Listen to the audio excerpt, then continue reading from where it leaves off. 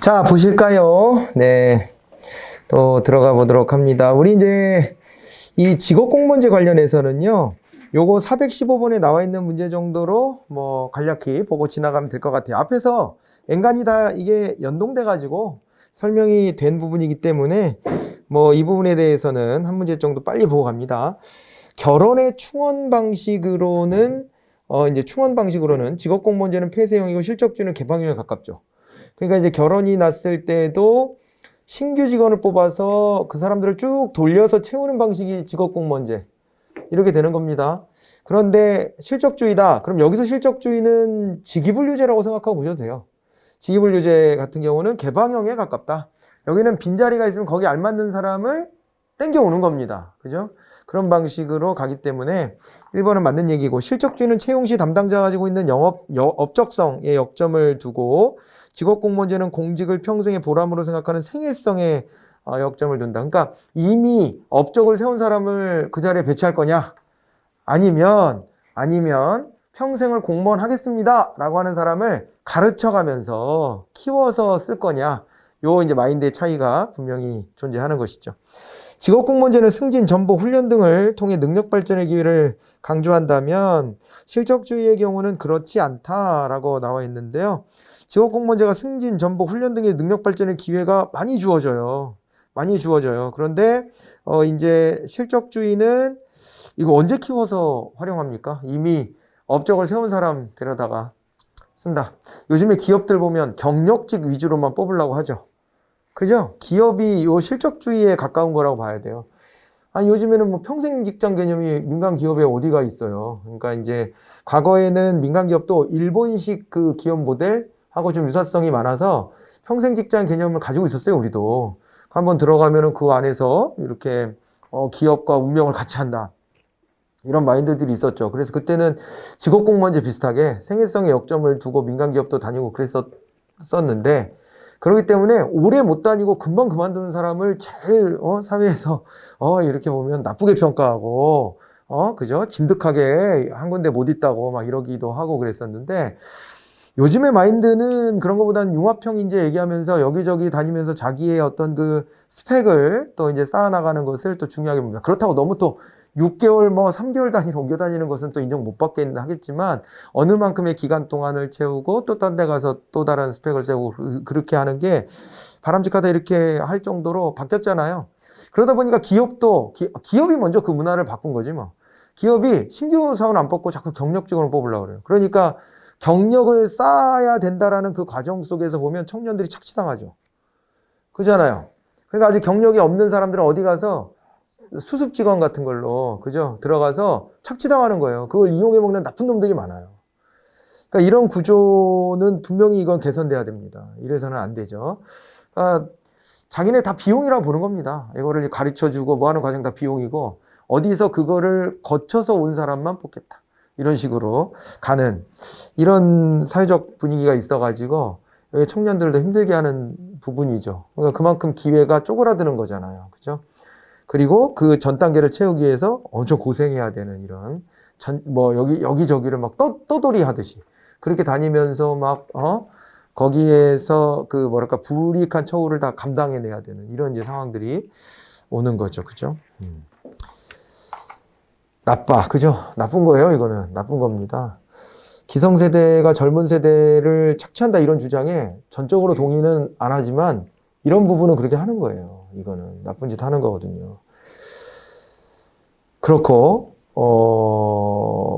사회적으로 이걸 어떻게 풀어야 될지 고민해야 됩니다. 아무튼 근데 우리는 공무원 쪽에서는 그런 걸 안 합니다. 공무원 쪽에서 그런 걸 안 하고 생애성을 강조하다 보니까 여기서는 뭐 이제 이미 갖춰져 있는 사람이 아니라 앞으로 이제 가르쳐가면서 키워낼 사람을 뽑는다. 이제 그렇게 보시면 되죠. 그래서 3번도 이제 맞는 얘기로 보시면 되고요. 그런 만큼 여러분들이 공무원이 되고 나면 여러분들이 교육 훈련을 받을 수 있는 기회가 많아요. 어떤 거는 귀찮은데 그냥 이게 의무적으로 해야 돼가지고 교육 훈련 받은 척만 하고 이런 것도 있겠지만은 그러나 또 다른 측면으로 보면은 여러분들이 자기 개발할 수 있는 기회를 나라 돈으로, 정부 돈으로 할 수 있는 기회들도 찾아온다. 그런 거를 노리고 잘 활용하시고 그러면 좋을 것 같아요. 제가 대학원 다닐 때 제일 부러웠던 게 누구냐면 공무원들. 나라 돈으로 대하거나 나는 생돈 다 내는데 나라 돈으로 온다고요. 이제 그런 기회들도 있어요. 자, 이제 그렇고 그 다음에 실적주의는 반드시 공무원의 정책 중립을 요구하지 않는다 그랬는데요. 정책 중립을 굉장히 강조하는 거죠. 역관주의에서 벗어나기 위한 노력이었으니까요. 정책 중립 엄청 강조하고요. 직업공무원제도 마찬가지입니다. 둘 다 정책 중립과 신분보장은 있다. 근데 다만 이제 이걸 어떻게 체크하라 그랬냐면은 신분보장 측면에 있어서 보다 확실해 보이는 게 계급제인 건 분명해요. 왜냐하면 직업공무원제인 건 분명해요. 못 자르니까. 그죠? 정치적인 요구를 하고 그걸 거절했다. 그러더라도 못 자르니까 신분보장 확실한 거 아닙니까? 정책 중립과 신분보장이. 근데 실적주의도 그런 사유로는 못 잘라요. 그런 사유로는. 정치적으로 야 공화당 편 들어 했는데 싫다 그랬다고 자른다.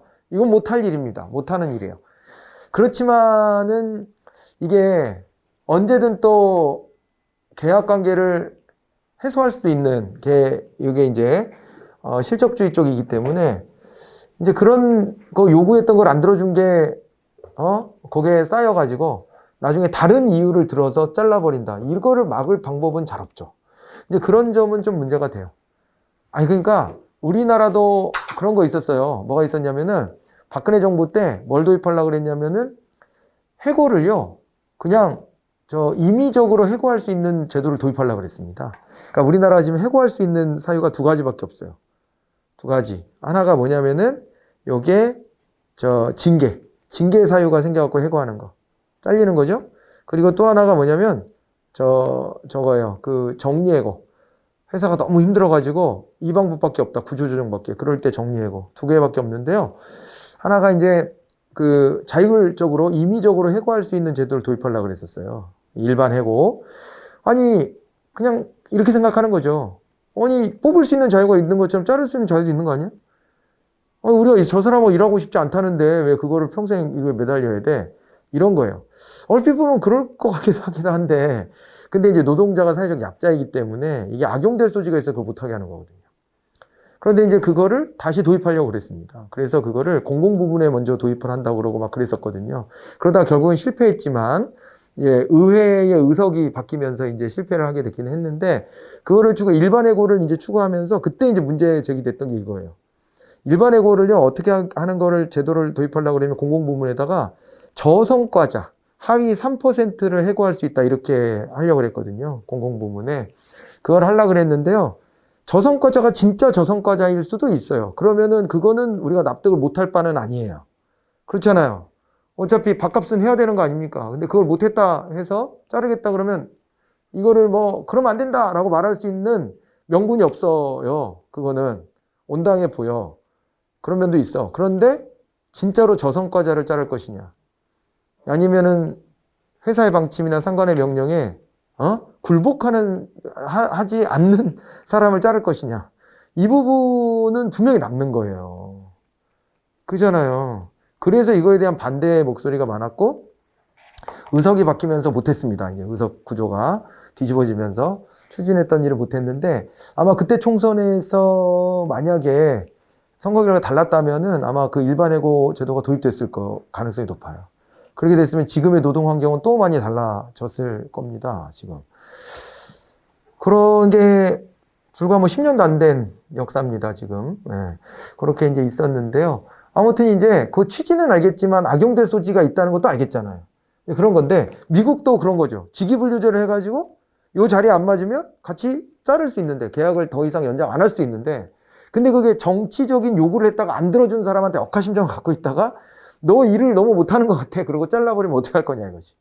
그런 점에 한계는 남는다. 그렇지만은 그래도 얘네가 공식적으로는 정책 중립성 보장하는 거고 그거에 따른 신분 보장 해주는 거다. 이렇게 이해를 하고 계셔야 돼요.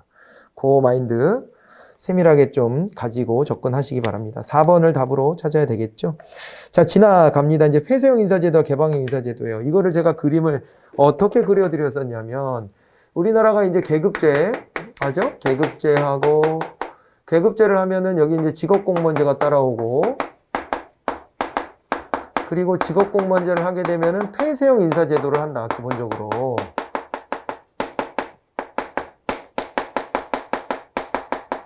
이렇게 되고요. 요랑 대비해서 보면은 이제 직위분류제. 요거는 이제 실적주의라고 하고, 그리고 이럴 때 이제 개방형 인사 제도가 되는 거죠. 이렇게 연결이 됩니다. 그죠? 이렇게 연결이 되는데, 요거 그림을 이렇게 그려드렸죠. 여기는 여기서만 뽑는 겁니다. 여기서만 이렇게 뽑고, 그 다음에 여기로 내보내는 거 안 되고 들어오는 것도 안 된다. 기본적인 구조가 이렇게 가는 것이라고 한다면, 이쪽 구조는 어떻게 가는 거예요? 이쪽 구조는 물론 여기서도 뽑는 인원이 있겠죠. 없진 않겠죠. 그런데 여기서도 뽑고 여기서도 뽑지만 이렇게도 들어오게 하는 거예요. 요거 허용해주고 내보내는 것도 허용해주고 이렇게 되는 거라고 말씀을 드렸고요. 우리나라를 저렇게 빗대서 한번 해볼까요? 우리나라는 어때요? 우리나라는 기본적으로 이제 저 폐쇄형 구조의 성격이 강하죠. 그죠? 우리나라는 저런 이제 폐쇄형 구조의 성격이 아주 강하다. 그래서 여기서 신규 채용을 많이 합니다. 신규 채용 많이 하는데, 요 밑에서는 들어오고 나가고 하는 것이 거의 안 돼요. 물론 직권 면직이 있어. 일부 직권 면직, 그거 한번 표현해 볼까? 이렇게 하는 게 일부 가능한데, 요게 이제 직권 면직이 돼요. 직권 면직 제도가 있긴 있어. 근데 진짜로 업무 성적이 너무 떨어질 때, 업무 성적이 너무 떨어질 때는 할 수 있어. 교육 훈련도 시켜보고 막 했는데 안 돼. 그럴 때 한 제도가 있지만 공식적으로 그걸 많이 쓰는 제도가 아니기 때문에 여기다 이제 이렇게 점점점 그린 겁니다. 점점점. 됐어요? 네, 그게 있고. 그 다음에 이쪽으로 가면 어때요? 여기에 가면 우리 고위공무원단이 있잖아요. 고위공무원단 쪽으로는 여기서 이제 나가게 하는 제도가 분명히 있어요. 여기서 직권 면직하는 건 이거보다는 더 공식적이에요. 그죠? 나가게 하는 제도가 일부 있고, 그 다음에 바깥에서 들어가는 것도 가능하죠? 들어가는 것도 가능하다. 이렇게 봐야 돼요. 들어가는 것도 가능하다. 맞아요? 이런 제도를 일부 운영하고 있고, 그 다음에 여기다 이것도 한번 표현해 볼까? 우리가 이제 역관제적인 요소도 가지고 있습니다. 그런데, 그죠? 여기서 요만큼을 대표관료제, 그러니까 임용할당제라고 우리는 부르죠. 임용할당제 같은 걸 하고요.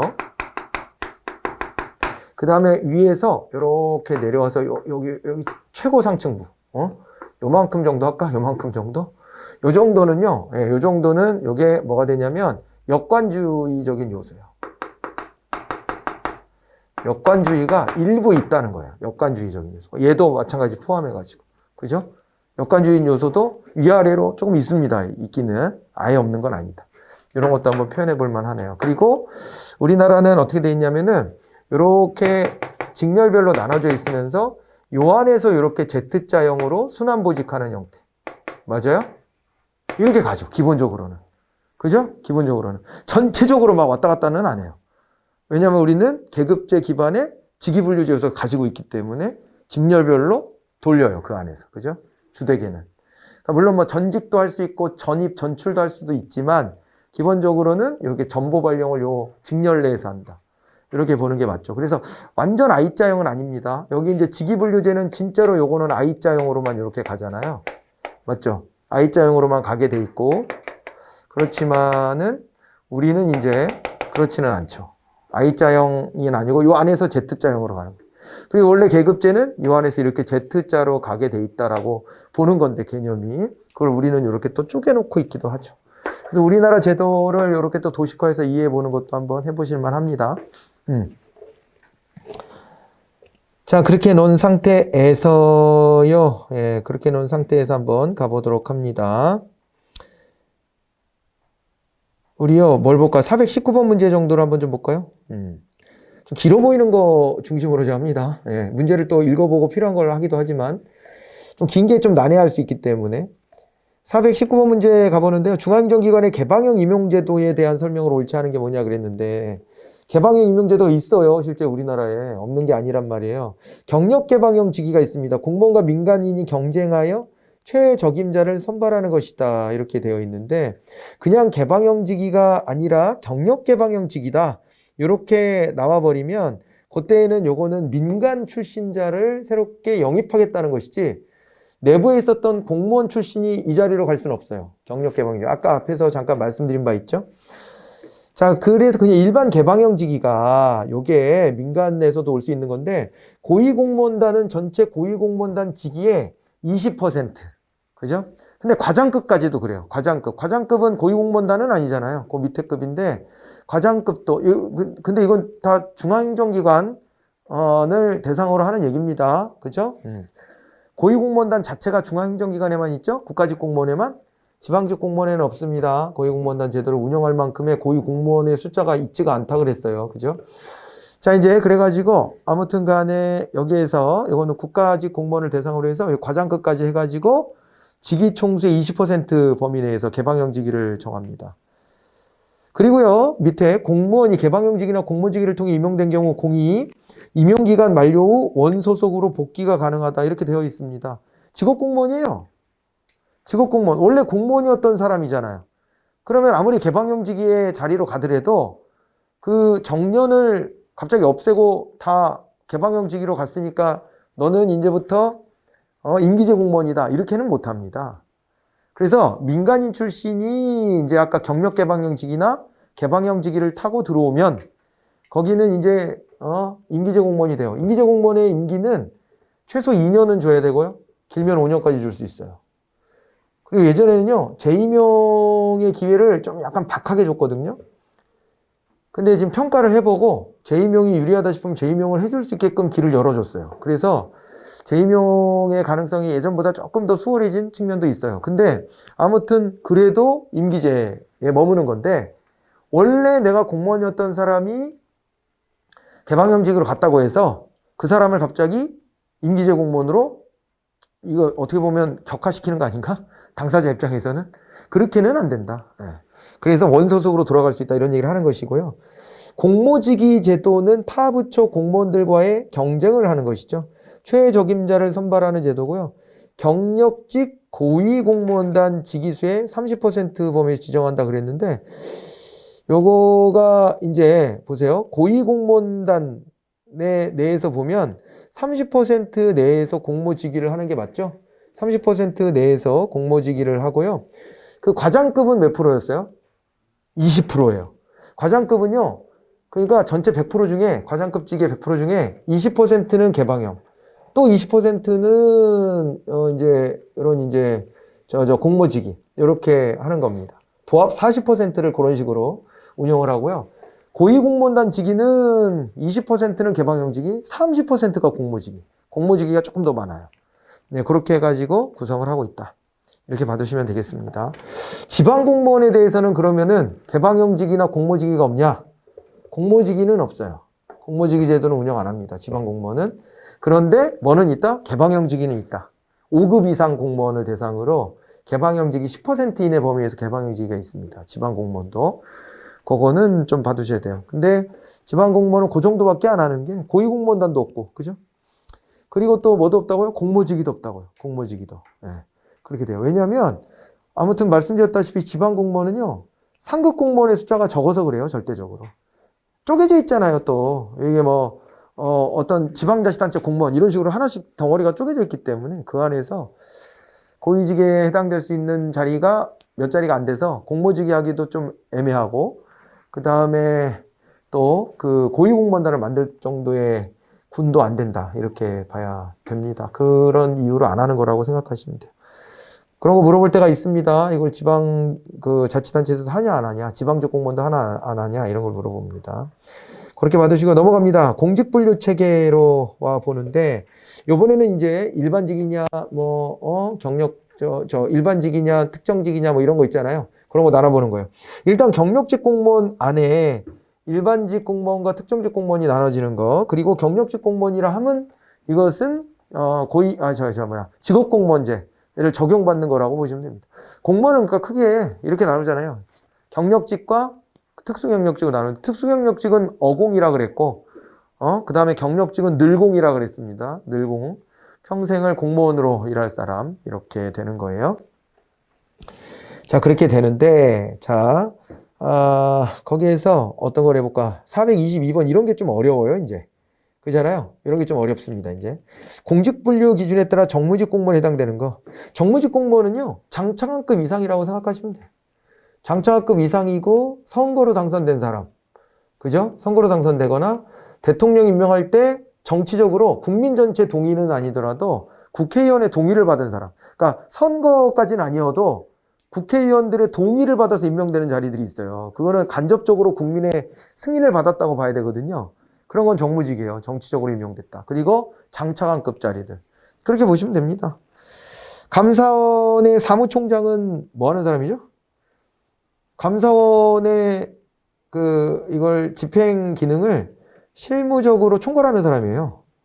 그러니까 감사원의 의사결정 기구는 감사원이 위원회와 유사하게 짜여져 있잖아요. 감사원에 감사원장이 있고 감사위원들이 있잖아요. 거기에 의사결정을 하는 거지, 사실상. 그리고 그거에 대한 집행과 관련돼서는 그거는 이제 감사원 조직이 하는데 거기에 총 책임자가 감사원 사무총장이라고 보시면 됩니다. 근데 이 감사원 사무총장이 차관급이에요. 차관급이라고, 차관급.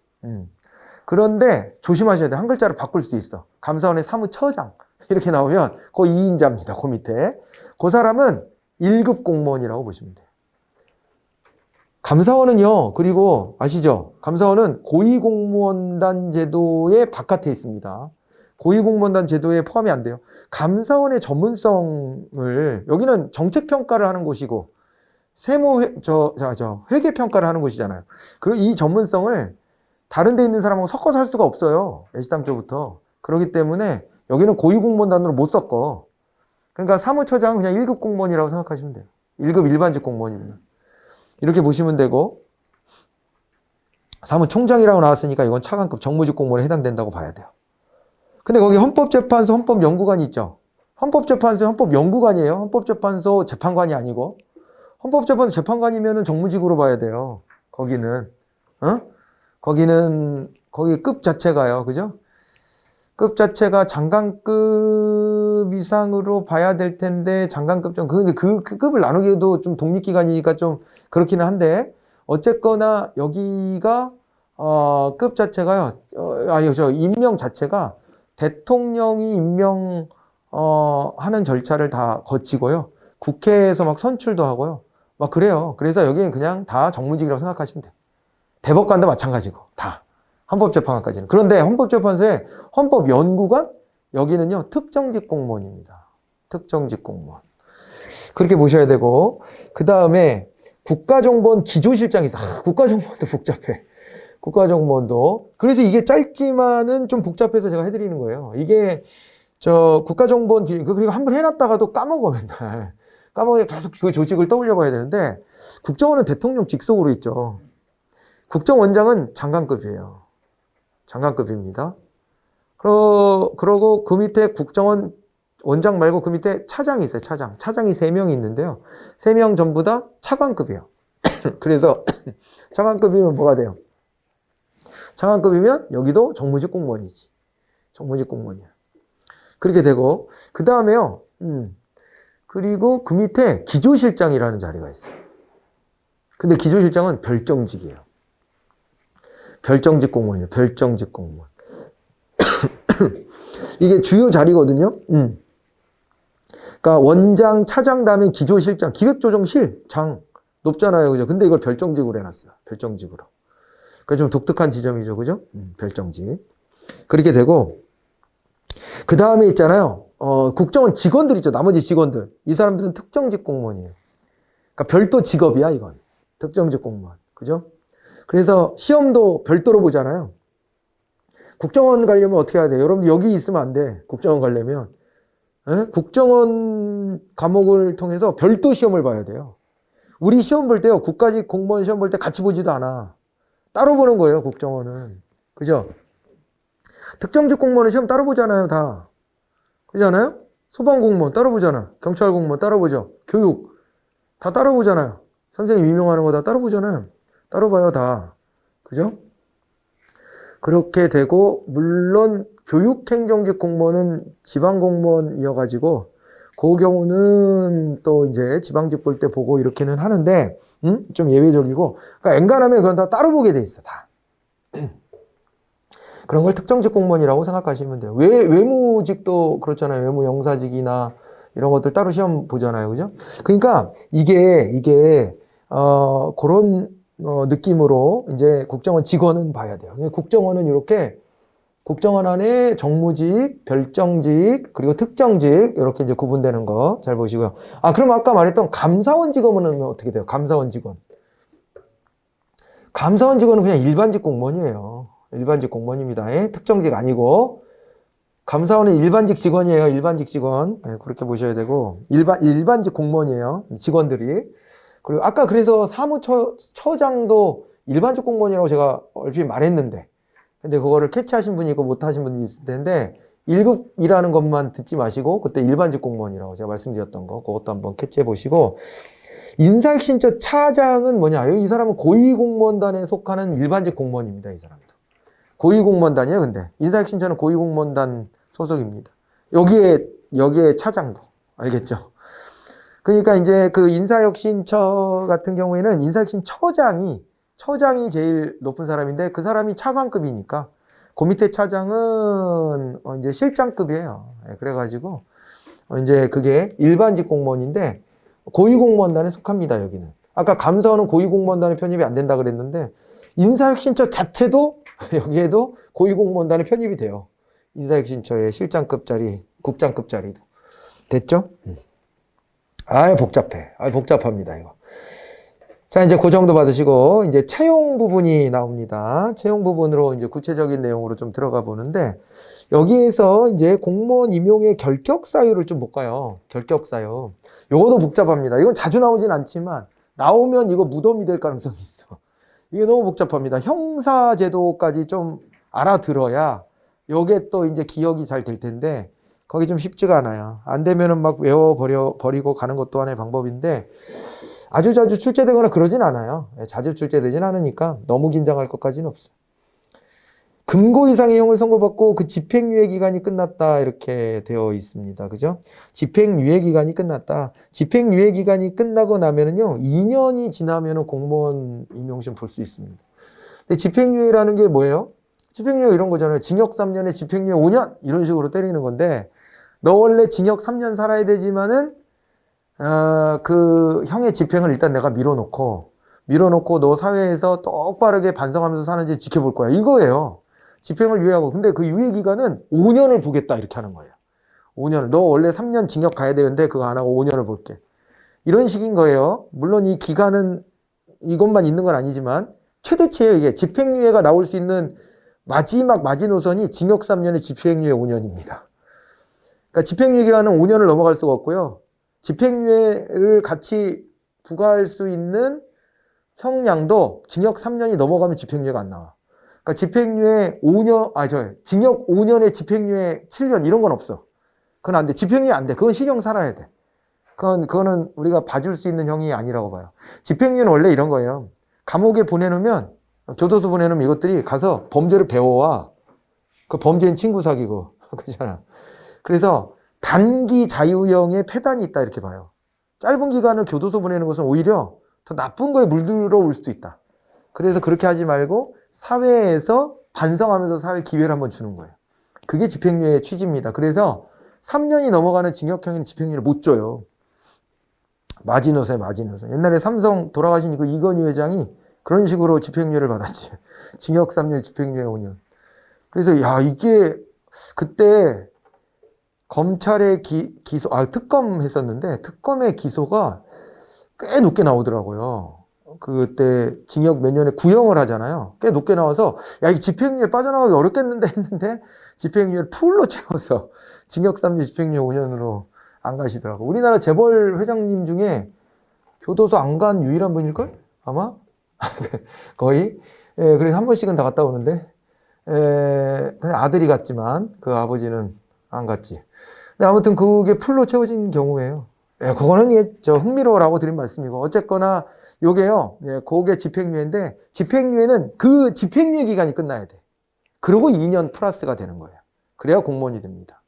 그러니까 아까 같은 경우는 집행유예 5년이라고 해서 5년을 다 채우고 2년을 더 기다려서 공무원에 임용될 수 있다. 이러는 거예요.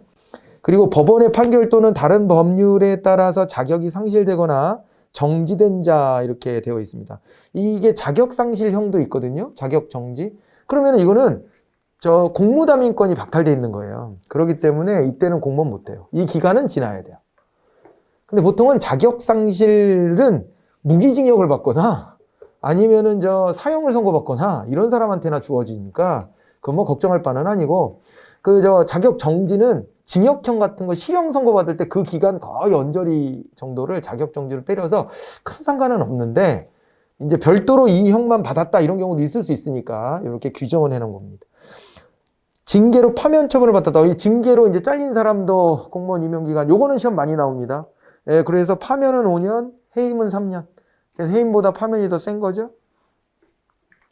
그래서 요거 맞는 얘기네요. 자, 그리고 공무원으로 재직기간 중 직무와 관련해서 횡령 배임에 규정된 죄를 범한 자로서 300만 원 이상의 이제 벌금형을 선고받고 그 형 확정된 후 2년이 지나지 아니한 자. 이것도 맞는 얘기인데, 여러분 이제 거기서 아까 틀린 건 1번이었잖아요. 1번 빼곤 다 맞는 거고요. 예전에 제가 여기 학원에서 이제 신규 상담을 받은 적이 있는데요. 그런 상담을 하러 온 학생이 있었어요. 선고유예를 받은 적이 있는데, 공무원 시험 볼 수 있냐 물어보는 거예요. 폭력 사건에 휘말려서 선고유예를 받았다. 선고유예 기간만 아니면 됩니다. 선고유예는요 집행유예보다도 더 선처하는 거예요. 그러니까 징역에 보낼 수도 있으나 선고 자체를 내가 안 하고, 선고 자체를 안 하고 유예해 줄 테니, 유예해 줄 테니 그 기간 동안 잘 반성해봐라, 이렇게 하는 거라 그 기간이 종료되면 전과가 안 남아. 근데 집행유예는 전과는 남는 거예요. 형을 안 살았다 뿐이지. 그 차이가 있거든요.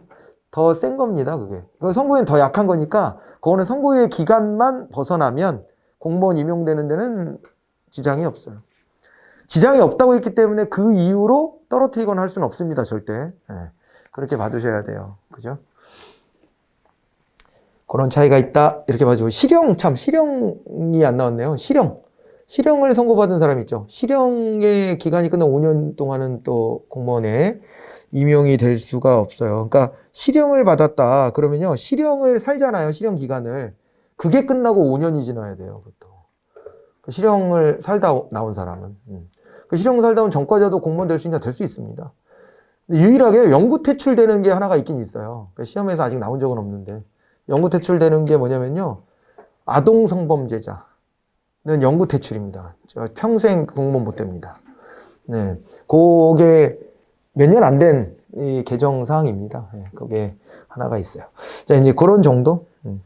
자, 이제 지나갑니다. 모집과 시험에 대한 얘기가 나왔는데요. 이 시험에서 시험 잘 나오는 건 425번? 이 타당도 같은 거 물어보는 거. 그거가 시험에 잘 나오죠. 이제 시험에 타당도다 그러면